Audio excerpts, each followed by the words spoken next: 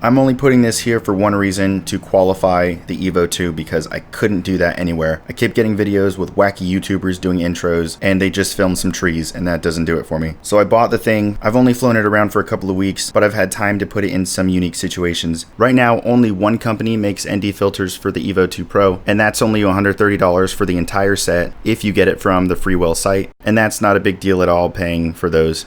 So anyways, I just taped on my Mavic 2 Pro's ND filters. It's using a 16 Skyreat, and I can verify, yes, it does compete image-wise with the Mavic 2 Pro. It has much nicer reds and pinks. Sunsets look way more vivid. DJI just really loves green, and it makes sunsets look flat sometimes. 6K is really cool, being able to crop in a little bit, but it doesn't improve the quality because the sensor is still just a 1-inch sensor like the Mavic 2 Pro. So you just have a little bit more room to pull in. Some of these shots are in normal profile, and some of these are in the log that comes with the Evo 2. The bad news is that out of the box, it doesn't look very good. The picture has this digital sharpening on it that sucks. I think they're doing it as a marketing thing because an amateur will go, wow, look how sharp it is, but it's fake, it's digital. So if I go into custom settings and bring the sharpness down -2, it looks fantastic after that. Nice and smooth and natural. And if you do a little bit of color grading in the editor, the log profile, you have to go into curves and drag the blacks down a lot. Once you make these adjustments though, it has a really nice picture. Flies a little goofy, not as smooth as the Mavic 2 Pro at all. If you're applying these workarounds, yes, it can give you a really nice picture. If you're coming up from a small sensor drone like a Mavic Air 2 or a Mavic Mini, you'll see a huge improvement in shooting in low light. I'm never using ISO on the bigger drones. I'm just giving you an example of what the sensor is capable of.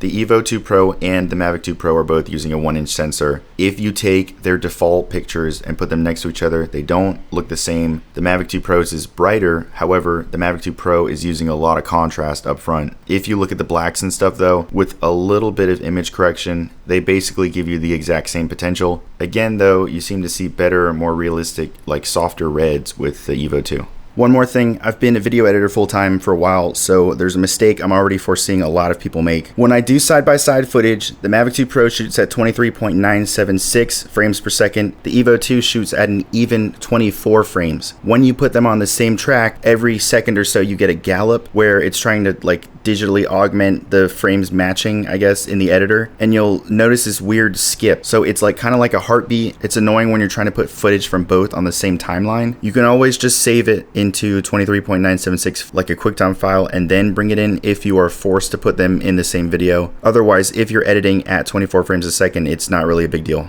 I don't have time to do side by side with the Mavic 2 Pro video or a full review right now, so you're gonna have to hang on for that later.